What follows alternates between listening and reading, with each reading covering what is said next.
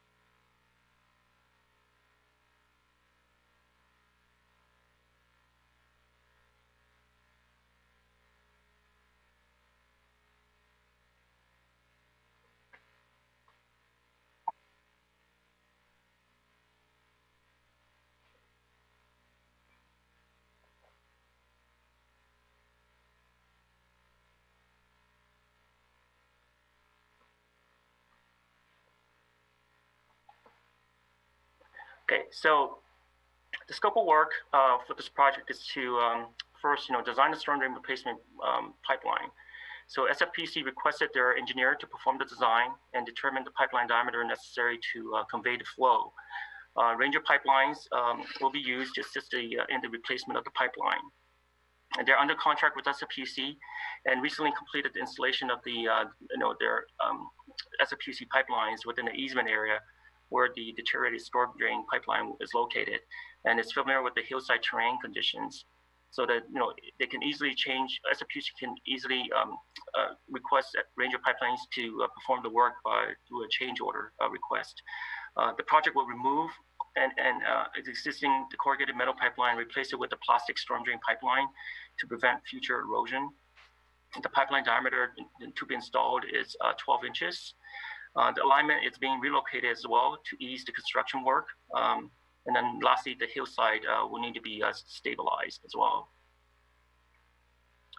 Here's a design drawing of the improvement. Don't worry to kind of look at too many lines on here, but just focus on a couple of lines on here, the yellow line and then the black line. So the existing storm drain line is shown as yellow, and then the new storm drain line is shown as the black line there. So as you can see, the black line, the alignment shown in black, it's being rerouted. That's where the new pipeline is proposed to be installed. And the termination point since having to go back in an existing alignment is not a feasible option, since the termination point is about 30 feet to the bottom of the gully there. So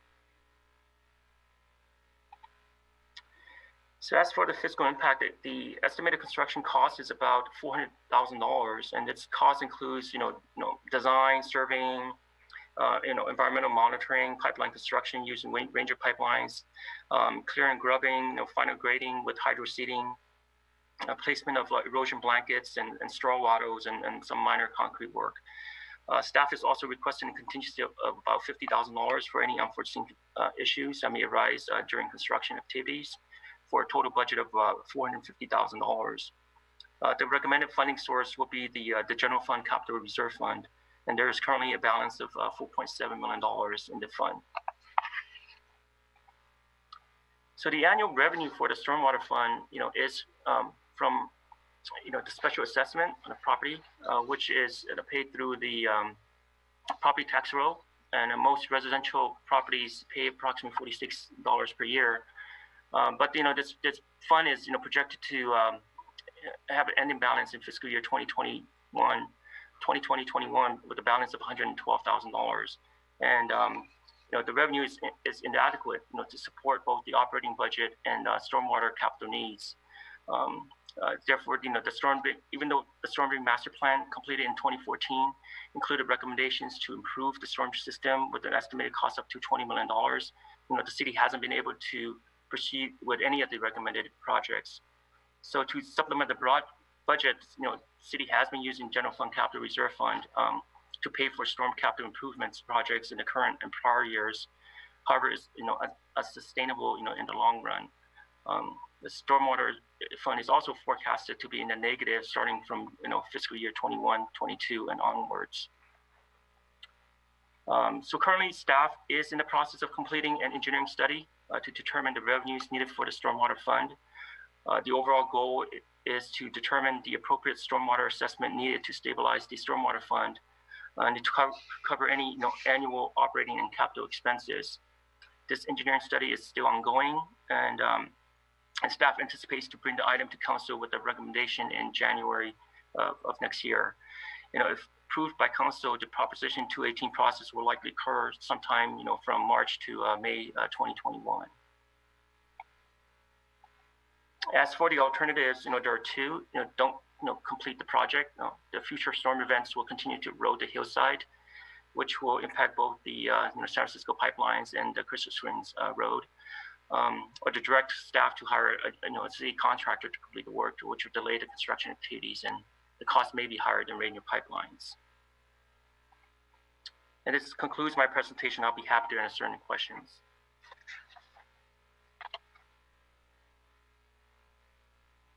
Thank you, Director Tan, for your report and presentation. Thank you. Questions from colleagues? Councilmember Davis. Thank you, Jimmy Tan, another good report from you. This is an unfortunate situation, and I think in some ways we can be grateful for the work that's already being done out there, and I'm sure that there's a savings in that cost for the contract that's already out there doing that work, and so that's a good thing. But I think the slide that you presented, where we're only looking at $46 a year per resident for storm drain, is just really insufficient.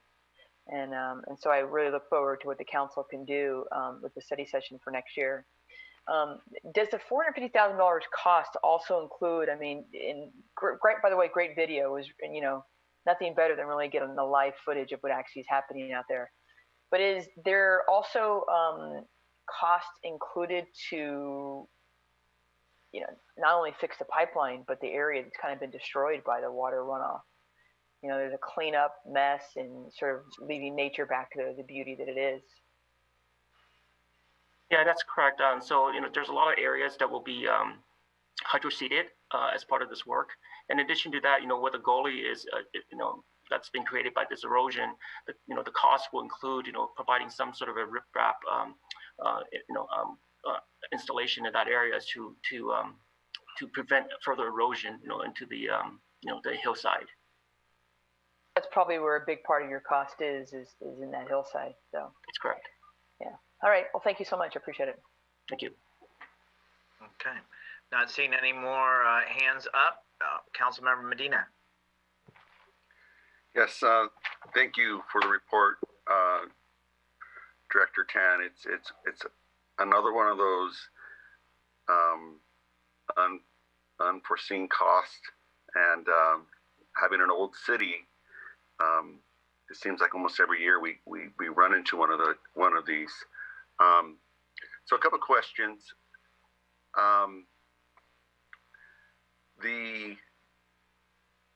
Does this project include the costs include obtaining easements for the pipe that's being relocated? It doesn't actually. I know that some of the areas is within the San Mateo County lands, the parks lands. So, there hasn't been any discussions with the county to obtain an easement for our storm drain pipeline, and there wasn't an easement for the existing storm drain pipeline as well. So yeah. But I think we would definitely be in discussion with the county to figure out a way for the city to maintain the pipeline, in the future. Right. So we have 200 feet of new pipe. Is there an estimate of how big of that area from that? Is it going to also be backfilled, or is it just going to be rip wrapped and some geotechnical person designed that for that repair and restoration? Councilmember Medina, are you referring to the gully there, that area, or are you talking about the installation of the pipeline? Where the damage, what needs to be stabilized, and of course at the outfall there has to be some kind of structure to put in place to slow down the water so it dissipates across the field. But just curious on those costs. And 12-inch pipe, and it's going to be underground, or is it? How are you guys going to? What's that design entail? Yeah, so the pipeline will be buried. It's very shallow. There's no traffic loading within the area, so it's buried about a foot below grade to the top of the pipeline. So at the termination point of the pipeline, there will be some like a T, energy, and then there will be some rocks on either side of it to slowly allow the water to trickle down into the the creek. For the gully area, for the mitigation efforts, that will be designed by an engineer. Okay. Yeah. And as for Councilmember Davis's comments, it's one of those things that these costs for future stormwater improvements. I'm scared to recall that is it in the tens of millions, if not hundreds of millions, $100 million for the storm. I think we might have talked about it a little bit during budget, just how much work needs to be done in our storm drain system. Yeah, so the 2014 master plan indicated about $20 million in improvements. in which we haven't, done any of the recommend because just really no funding for us to repair any or to replace or increase the capacity of any of our storm systems. Got it. And that's separate from the storm drain. I'm sorry, the plan that we recently approved for the additional mitigation of stormwater treatment. I'm sorry, I don't recall the exact term, but with all these additional stormwater treatment standards, I think it was earlier this year, we went over that plan and of all the things we were talking about needing to do with that as well. Does that ring a bell? The capture systems and stuff? Yeah, all that stuff. Yeah, so, so we are, the trash capture system is a requirement by the regional board. And then I know also, all the various agencies are also being requested by the regional board to install, green infrastructure, right? Exactly. Yeah. And so there's a lot of different requirements coming down by the, the state or cities to try to, prevent pollution, from entering the, the bay. And so with that, yeah, I know all the agencies are in the very similar situation. That's the reason why in regional projects that we were looking into, at the I-280, I-380 area would help a lot more, so that we could reduce, the percentages that we're required to do as part of the GI projects.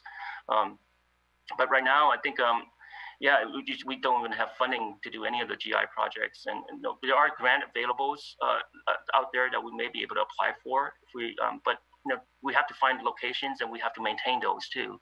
We just can't construct it and ignore those GI locations. Well, so basically, just another example of how these mandated projects put these additional costs on the city, which we have no revenue streams for, and so we're currently having to take money out of the general fund and this capital reserve in order to pay for these repairs and eventual improvements. So it's something that no council member wants to talk about having to increase fees or taxes or anything, especially during after everything the cities have been going through. So, but we have to address it, and there are consequences for failing to address it. So, thank you for your work. Thank you. Okay, not seeing any more hands raised. This is an action item. It's a resolution. Any action from council? Motion to approve. Second. Motion and second to approve. Roll call, please. Councilmember Davis? Aye. Councilmember Mason? Aye. Councilmember Medina? Aye. Vice Mayor Salazar? Aye. Mayor Medina? Aye. Motion carried. Thank you.